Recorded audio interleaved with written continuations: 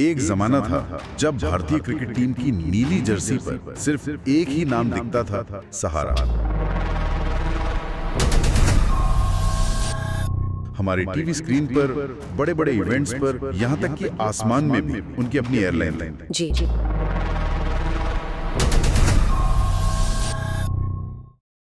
इसके पीछे थे एक शख्स, सुब्रतो रॉय, जिन्हें लोग सहारा श्री कहते थे।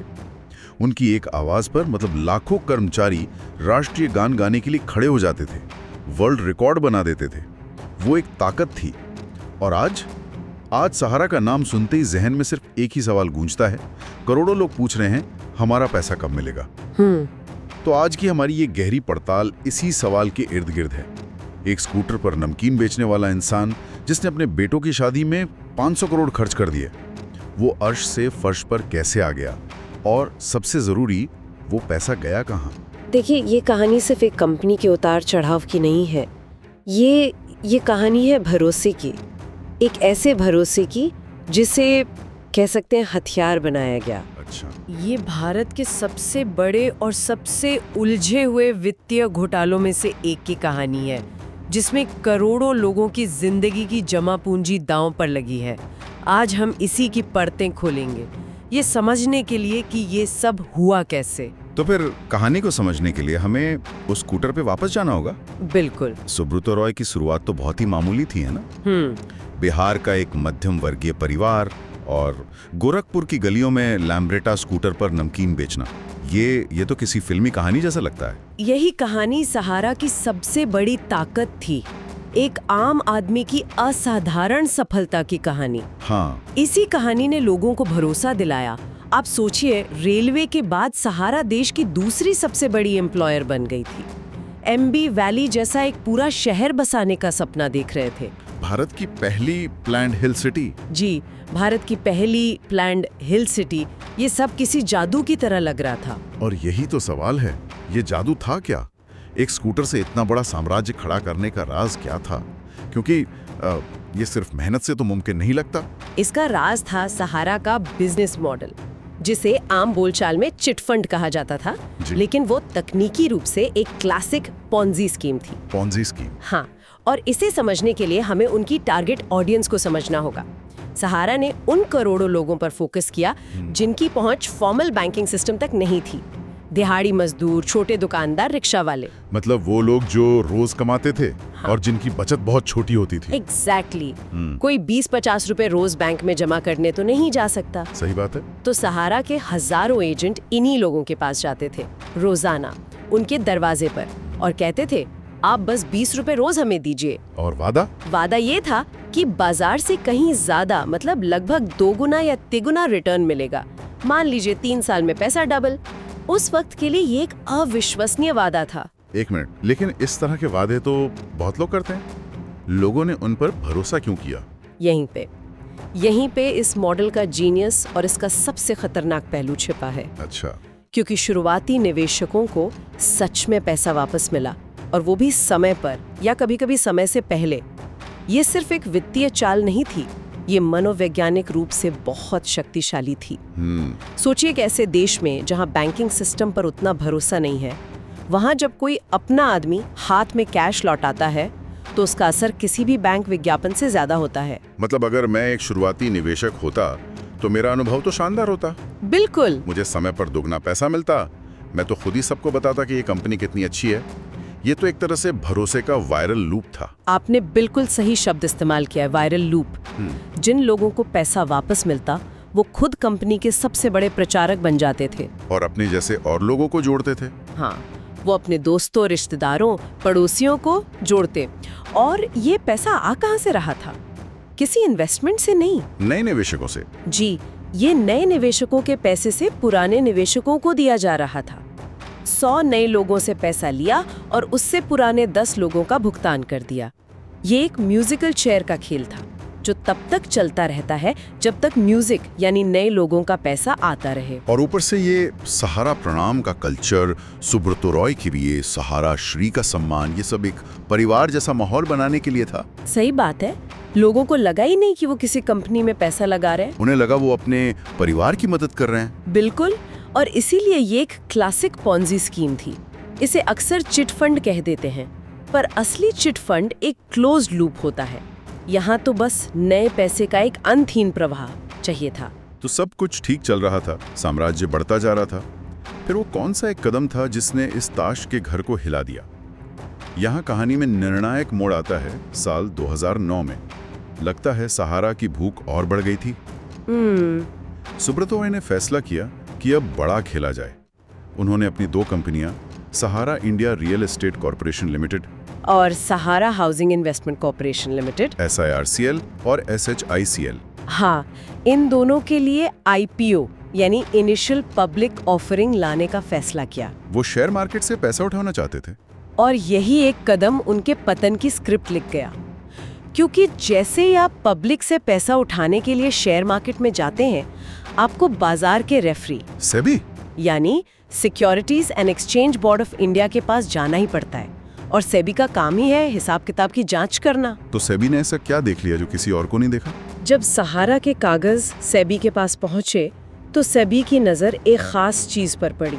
उन्होंने पूछा कि आपकी इन कंपनियों ने OFCDs के जरिए जो हजारों करोड़ रुपए जुटाए हैं वो कहाँ से आए हैं? OFCDs? जी, ये क्या होता है? कोई आसान भाषा में समझाएगा? जरूर। OFCDs यानी ऑप्शनली फुली कन्वर्टेबल डिबेंचर्स। आप इसे एक तरह का लोन बॉन्ड समझिए, जिसमें निवेशक को ये ऑप्शन दिया जाता है कि वो बाद में चाहे तो उस बॉन्ड को कंपनी के शेयर में बदल सकता है। ये बड़ी कंपनियों के लिए पैसा जुटाने का एक जरिया है। तो सहारा ने इसके जरिए कितना पैसा जुटाया था? उनका दावा था कि उन्होंने करीब 24,000 करोड़ रुपए लगभग 3 करोड़ निवेशकों से इसी OFCD के जरिए जुटाए हैं। 3 करोड़ निवेशक, ये तो बहुत बड़ा नंबर है। तो इसमें दिक्कत क्या थी? दिक्कत थी कानून की एक बारीक लाइन में। कंपनी अधिनियम के मुताबिक अगर कोई कंपनी 50 से कम लोगों से पैसा जुटाती है तो उसे प्राइवेट प्लेसमेंट माना जाता है और उस पर ज्यादा नियम कानून नहीं लगते। सही। लेकिन जैसे ही निवेशकों की संख्या 50 से ज्यादा होती है उसे पब्लिक इशू माना जाता है और फिर उस पर सेबी के सारे कड़े नियम लागू हो जाते हैं। लेकिन सहारा का तर्क भी तो अपनी जगह था। वो कह रहे थे कि ये हमारे परिवार का अंदरूनी मामला है, हम शेयर बाजार में लिस्टेड भी नहीं है, तो सेबी हम पर नियम क्यों थोप रहा है? क्या उनके इस तर्क में कोई दम नहीं था? ये एक बहुत अच्छा सवाल है और यही सहारा का मुख्य डिफेंस था कि हम अनलिस्टेड हैं। हाँ, कि हम एक अनलिस्टेड कंपनी है, इसलिए हम सेबी के दायरे में नहीं आते। ये पैसा हमने अपने सहारा परिवार के सदस्यों से ही लिया है। लेकिन सेबी का स्टैंड बहुत साफ था। उन्होंने क्या कहा? उन्होंने कहा, हमें इससे मतलब नहीं कि आप उन्हें परिवार कहते हैं या कुछ और।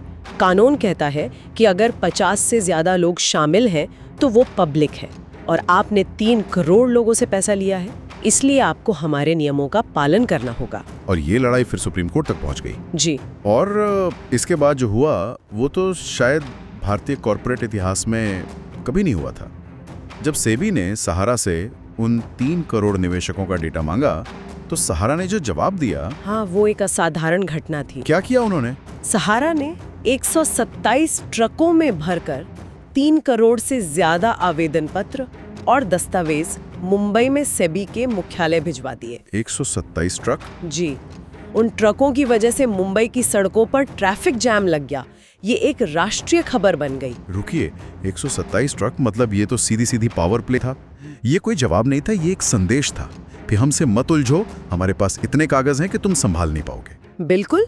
और कुछ समय के लिए तो ऐसा ही लगा। सहारा ने अपनी बाहुबली छवि को और मजबूत किया, लेकिन सेबी पीछे नहीं हटी। उन्होंने जांच शुरू कर दी। उन्होंने उन दस्तावेजों की जांच शुरू की और जब जांच हुई तो जो सच सामने आया वो किसी के भी होश उड़ाने के लिए काफी था। क्या मिला उन ट्रकों में?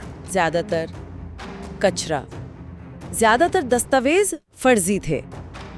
एक ही नाम हजारों बार लिखा हुआ था। सच में? हाँ, जो पते दिए गए थे उन पर कोई रहता ही नहीं था। एक बहुत मशहूर उदाहरण है कलावती नाम की एक निवेशक का। उनके आवेदन पत्र पर पता लिखा था SK नगर यूपी और उन्हें स्कीम से परिचय कराने वाले एजेंट का नाम था हरिद्वार। एजेंट का नाम हरिद्वार? हाँ। ये किसी इंसान का नाम है या शहर का? आप भी सोचिए। सेबी के जांचकर्ता भी चकरा गए होंगे कि ये किसी इंसान का नाम है या तीर्थ यात्रा का जिक्र हो रहा है। बाप रे। ये इस बात का सबूत था कि पूरा सिस्टम कितना खोखला हो चुका था। इससे एक बहुत गहरा संदेह पैदा हुआ कि ये सिर्फ छोटे निवेशकों का पैसा नहीं है, तो फिर क्या था? शायद ये राजनीतिक दलों और बड़े व्यापारिक घरानों का काला धन है, जिसे करोड़ों फर्जी निवेशकों के नाम पर छोटे छोटे निवेश दिखाकर सफेद किया जा रहा था। मतलब ये 3 करोड़ निवेशक शायद थे ही नहीं, ये सिर्फ कागज पर बनाए गए भूत थे जिनके नाम पर काले धन का खेल चल रहा था। जांच में तो यही सामने आया। ये एक दोहरी धोखाधड़ी थी। एक तरफ छोटे निवेशकों से पैसा लिया जा रहा था और दूसरी तरफ शायद उसी सिस्टम का इस्तेमाल पैसे के असली स्रोत को छुपाने के लिए भी हो रहा था। इसके बाद तो कानून का शिकंजा कसना ही था। बिल्कुल। 2012 में सुप्रीम कोर्ट ने एक ऐतिहासिक फैसला सुनाया। उन्होंने सहारा को आदेश दिया कि वो निवेशकों का 24,000 करोड़ रुपए से ज्यादा की रकम ब्याज सहित सेबी के पास जमा करे, ताकि सेबी उस पैसे को असली निवेशकों तक पहुंचा सके। जी।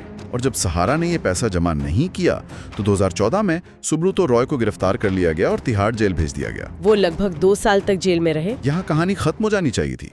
विलेन पकड़ा गया, पैसा वापस मिलने का रास्ता साफ हो गया। पर असल कहानी की सबसे बड़ी विडंबना तो अब शुरू होती है। वो क्या? सुप्रीम कोर्ट के आदेश के बाद सहारा ने धीरे धीरे सेबी के पास पैसा जमा करना शुरू किया।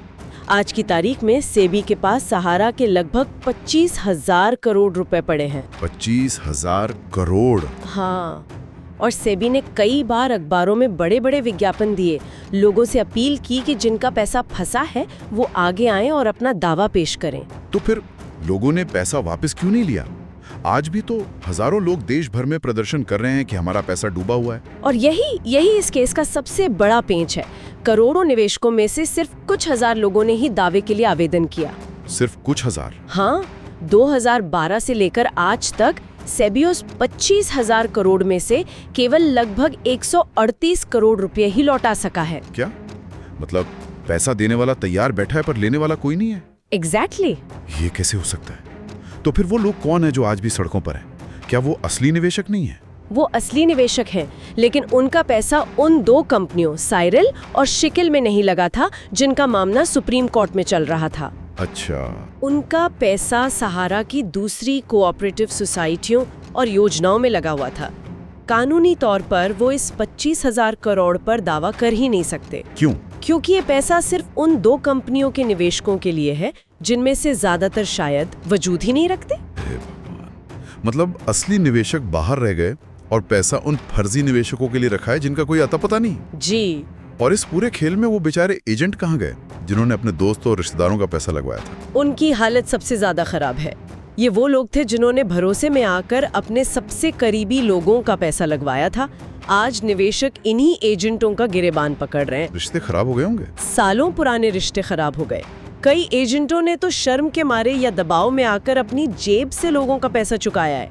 वो बीच में बुरी तरह पिस गए। तो एक ऐसा साम्राज्य जो परिवार और भरोसे के नाम पर बना, वो लालच और कानूनी दांव पेचों के कारण ढह गया।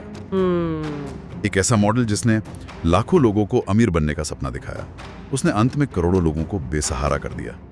ये मामला कई बहुत गहरे सवाल खड़े करता है। ये दिखाता है कि भारत में वित्तीय साक्षरता की कितनी कमी है। हाँ। एक ऐसा देश जहां आज भी करोड़ों लोग फॉर्मल सिस्टम से बाहर है, वहां इस तरह के शोषण की कितनी ज्यादा गुंजाइश है। और ये हमारी नियामक संस्थाओं, हमारे रेगुलेटरी सिस्टम के सामने भी एक बड़ी चुनौती पेश करता है। और यह हमें एक बहुत ही मुश्किल सवाल के साथ छोड़ जाता है। जब कोई प्रणाली करोड़ों छोटे छोटे बिना दस्तावेज वाले लेन देन पर आधारित हो और जब वो ध्वस्त हो जाए, तो क्या न्याय कभी पूरी तरह से संभव है? जब असली निवेशक और कागज पर बने फर्जी निवेशक के बीच की लकीरी मिट जाए, तो इंसाफ का मतलब क्या हो रह जाता है? ये घटना हमें वित्तीय धोखाधड़ी से परे भरोसे और सिस्टम की अपनी सीमाओं के बारे में क्या सिखाती है, इस पर सोचने की जरूरत है।